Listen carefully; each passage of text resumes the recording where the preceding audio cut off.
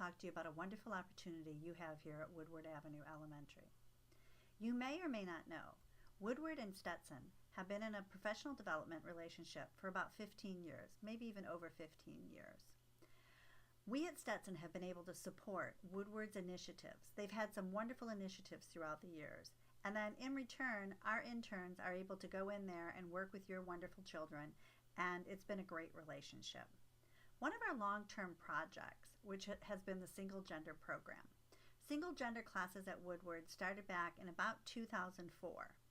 And the reason we started because there was a large difference between the reading and math scores of boys and girls, with the boys having a much larger gap between their math scores, where the boys were doing really well in math and the girls not so much, and then the girls were doing really well in reading and the boys not so much. So there was an idea to go on and separate these into single gender classes. The following clip from the NBC News kind of gives you a little outline. This was about 3 or 4 years after we started the program, and I'd like you to see what they thought was going on. 2 digits. An all-boys second-grade math class at Woodward Avenue Elementary School outside of Orlando looks like child's play. 7. But they're working. They're very high-powered, high-motivating students that want to learn, but they just need a certain environment to learn. 53. Next door, the learning environment is more traditional. Teachers say that works best in this all-girls math class. A quiet girl is not afraid to raise her hand.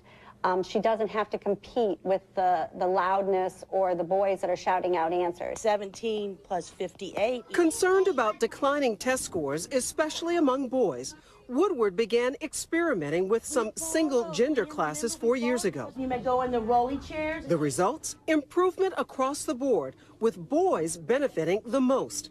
85% of Woodward's 4th grade boys in single-gender classes passed the state reading test, compared with 55% of boys in mixed classes. It's an idea that's growing. Can you spell elf? But Octavia Pope is convinced that for her son Austin, the all-boys environment works. He's not getting in trouble as much as he used to, and I think he's staying focused. 4 times 5 is 20. What's the value of your point? One school's effort to bring the best out of both girls and boys. Rahima Ellis, NBC News, New York. Good job. And a lot has changed since then. We've had different configurations. There's been some years we haven't been able to hold single gender classes in certain grade levels because we've had too many boys or too many girls. We've had principal changes, and the focus hasn't always remained on single gender classes. I will say, though, the data collection has continued. We no longer find that it only benefits boys. For example, boys and girls actually have benefited at least 3 or 4 years in a row with higher math scores and higher reading scores than their mixed gender peers. And on several occasions, we've also had the boys be better in math, and then on a few more occasions, better in reading.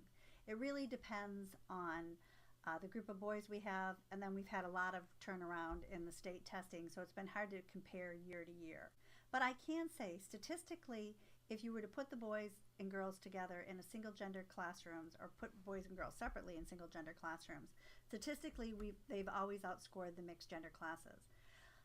We've never had a time when statistically the mixed gender classes have outscored the single gender classes. They've had some years where there have been no difference at all. And statistically that means it just didn't happen by chance. What we also have done is collect parent data. And as you can see from Octavia's mother back 10 years ago, we've continued to survey parents. And parents have found that about 87% of the parents have reported improvement in student self-confidence. 87% have reported improvement in self-esteem. 83% have reported improvement in how students view school. And 73% have reported that students are better behaved in the single gender classes. Now, does this mean that single gender classes are going to cure all ailments of all children? No. Good schooling, good results come from a team effort with parents and the child and the teacher. So putting your child in a single gender class is not going to be some kind of a miracle thing that's going to make your student the best student that they possibly can be. But it is an option for you to look at, because here at Woodward, They believe that every child can be a superstar, and we want to give your child that superstar treatment and give them the options that there are available. We encourage you to talk to your teachers, talk to the administration if you think this might be a good option. I'm a parent alumni. Both of my children went to Woodward. My daughter was in the single sex program or the single gender program from kindergarten to 5th grade. I never put my son in it because I didn't think it was going to be a good fit for his personality type.